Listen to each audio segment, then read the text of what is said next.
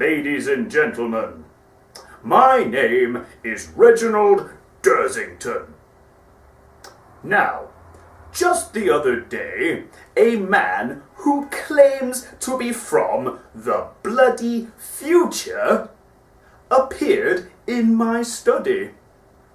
This man claimed to provide me with a box that allows me to see moving pictures from the future.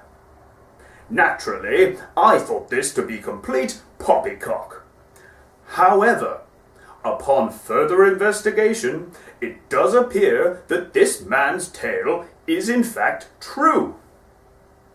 This man, who called himself Durs, gave me some films which he would like me to watch, as he cannot be fucked. Why would I subject myself to such absolute tosh, you ask? Well, the answer is quite simple. Bloody Martians! So, stuck in my study by the bloody Martian menace, allow me to tell you the tale of the Sand Sharks. This moving picture begins with a pair of ruffians riding mechanized horses on the beach. One can only assume, by the lack of beach huts and ponies, that this stretch of sand has been designated for peasants. Now then, as these scallywags frolic, one of them runs into a spot of bother. It seems that his horse, weary of such tomfoolery, has halted and refuses to go any further. The youth, having foolishly forgotten to bring carrots for his steed, calls for help when suddenly something appears in the sand. What the blazes?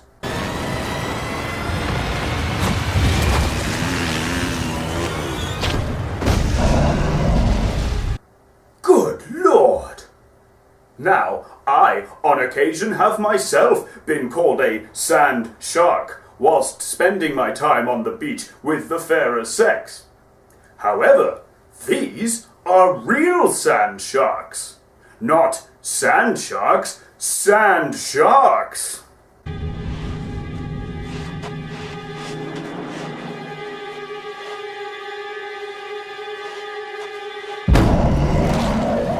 These so-called special effects are so realistic and terrifying in appearance that a man of lesser constitution would need a change of pantaloons.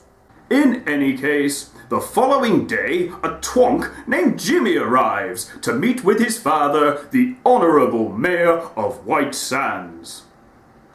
This foolish boy informs his father of a plan to hold a get-together on the beach. His father is, at first, reluctant. But, after a brief magic trick involving photographic projection, he is convinced that this nonsense should in fact go ahead.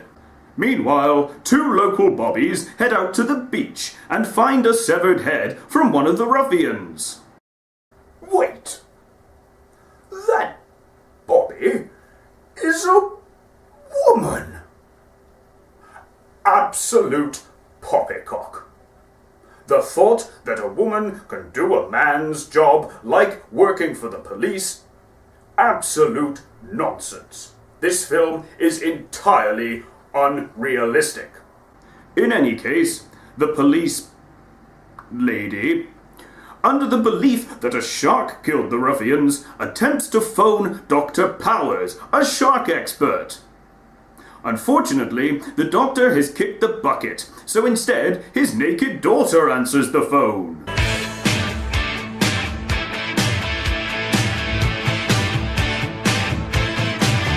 When it comes crashing down and it hurts inside. Pacific Marine Institute. I want to know, are you the man or are you a fucking piece of shit? No good motherfucker. I'm looking for Dr. Jacques Powers. He's not with us anymore. Did he finally retire? He helped us with the shark attack a few years ago, and I Kinda got the feeling he'd rather swim with the sharks than study them. Is there anything I can help you with?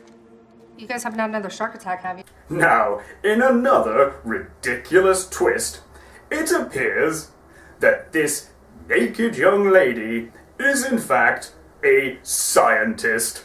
A female scientist. Have you ever heard such tosh? Later that day, the Bobbies, whilst patrolling the beach, come across Jimmy, and it turns out that Jimmy and Brenda, the policewoman, used to be in a relationship which unfortunately turned sour. This uncomfortable situation is quickly diffused, however, by a screaming naked woman. Somebody help! Something happened to my boyfriend! He came out of the sand!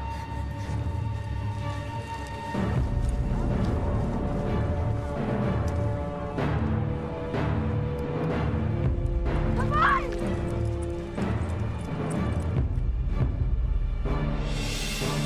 I saw it! Something ate my boyfriend! There is something... a shark swimming in the sand! Miss, sharks can't swim in the sand! I saw it! You must be talking about shallow water or something, right? John, come on, wake up! With it now perfectly clear that the residents of White Sands are in fact dealing with sand-dwelling, man-eating sharks, a town meeting is called where the residents of White Sands raise their concerns with their good mayor. One at a time! There's a killer in the water and you're telling us to calm down? Tim Cassidy was killed the day before and you didn't warn anyone? Then they change their minds and complain when they find out that the beaches must stay closed for 24 hours. How long exactly? I own a business and it's hurting. Another bad season, I'm gonna have to move. Closing the beaches will kill us all. During the commotion, an upstanding gentleman by the name of Angus appears and claims that he can kill the sand-dwelling beast for a fee. Okay, I'll catch it myself. But I ain't doing it for no $1,000. I'll do it for 10 grand. And for that, I bring you the head, good and dead. Yeah? And then you get to have your fruity festival. And your businesses will survive. Tourists will come. No one gets hurt. You're gonna eat lightning and you're gonna crap thunder. You're gonna become a very dangerous place. Having finally found some clothes, Dr. Powers then turns up and together with the sheriff inspects the remains of one of the victims. The bite marks on the neck match the ones on the legs. It's the same animal. Is it a shark? I can't be sure. I'd have to run some more tests, see if there's any other DNA. Acting. The following day, Jimmy claims that the shark has been caught by some local thugs. All seems well, but unfortunately, Dr. Powers suspects skullduggery. It's not what we're looking for. Oh, come on. What is this, a joke? Hey, Pop, John is obviously trying to stop the festival. But he caught a shark. Yeah, but it's not the shark. Miss, are you positive? Dead positive. The teeth are too small on this one. This is an adult, and I believe that the tooth that we have is from a baby. Besides, the shark's been dead a week. I doubt these men even caught it. The beaches remain closed for the remainder of the day, much to Jimmy's annoyance. Still, Jimmy continues on promoting his beach party, which he appears to have suggested, planned, paid for, and is now putting on, all within the space of a few days. Resourceful chap, isn't he? Unfortunately, planning for his beach soiree is hindered by the extremely rude sand shark, which bites through the cable, cutting power to the town. This would not have been a problem had they decided to use gas instead of this confounded electricity. Take that, future world, take that. The group head to the beach to discover the thugs from earlier. Believing them responsible for the power cut, the sheriff moves to make an arrest when suddenly... We'll not rest until this beast is destroyed. Hey, Pop! Oh, my God.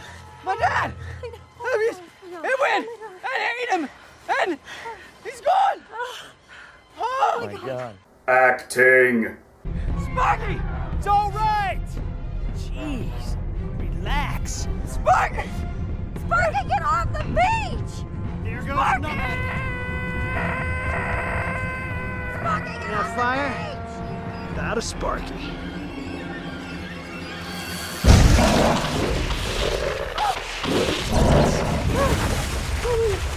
The shark is electrocuted in the attack, killing the beast and cutting the power that was already cut to the town again. Don't ask me how it works, it's all bloody magic to me. So, with the shark seemingly dead, the party goes ahead, attracting a crowd of at least 7 people. However, all is not well. Jimmy discovers that there are in fact more than one sand shark on the loose. You really are a man-eater, aren't you? You know why you'll always be in someone's debt, Jimmy? You just don't have the head for business.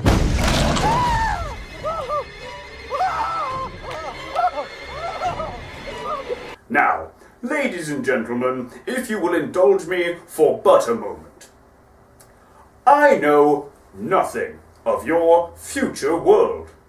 However, I do believe that what we are witnessing here is commonly known as Photoshop. Jimmy, in a horrendous act of deception, pretends that nothing has happened and allows the party to continue. Lucky for him, however, the party goes off without a hitch. Or does it?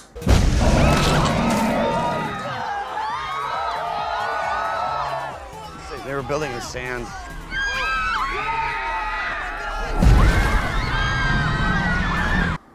A number of sharks descend on the festival, causing all 12 of its attendees to scatter in terror, running aimlessly in all kinds of directions, even the ocean. Luckily, the police lady arrives on the scene to save the day, proving that my archaic beliefs regarding women at work are in fact complete. Brenda! Oh! Oh, God.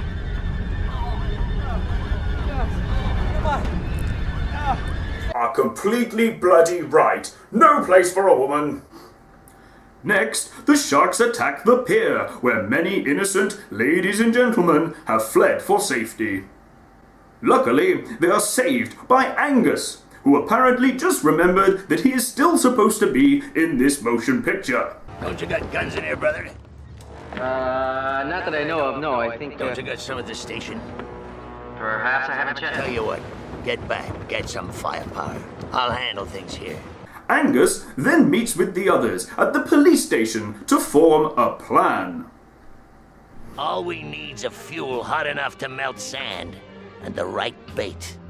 What if we use the speakers from the party and we put them in the sand? Sharks are attracted to movement and vibration. I love the smell of napalm in the afternoon. Is all you got? It's highly concentrated, trust me. A little bit goes a long way. This sounds entirely feasible. So, Jimmy gathers some of his napalm, which I assume is a kind of future fuel that people use to keep warm on those chilly winter evenings in the future. And so, with some napalm, they set their plan into motion. Unfortunately, their plan is derailed when wires for the speakers are cut by the sharks. Jimmy then selflessly sacrifices himself, allowing Angus enough time to napalm the sharks, ending their reign of terror. Or does it?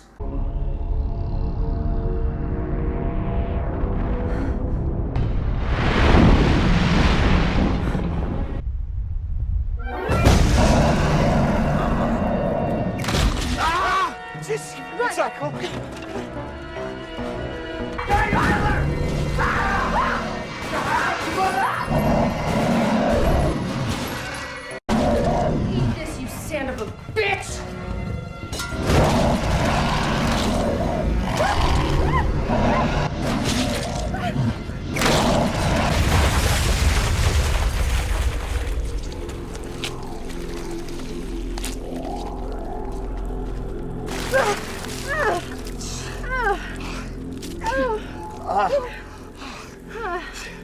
Well, apparently, Dr. Powers, sand sharks do turn into land sharks. And that, ladies and gentlemen, was The Sand Sharks. Now, this is, admittedly, my first motion picture. I have never seen a motion picture before. However, I am convinced that this material is entirely original and not just ripped off from a much better shark-based movie. That being the case, I believe that this film is bloody fantastic.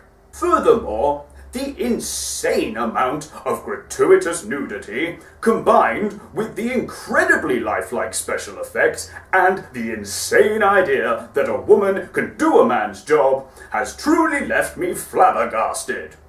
This is, without doubt, some of the best pornography that I have ever witnessed. 27 out of 10.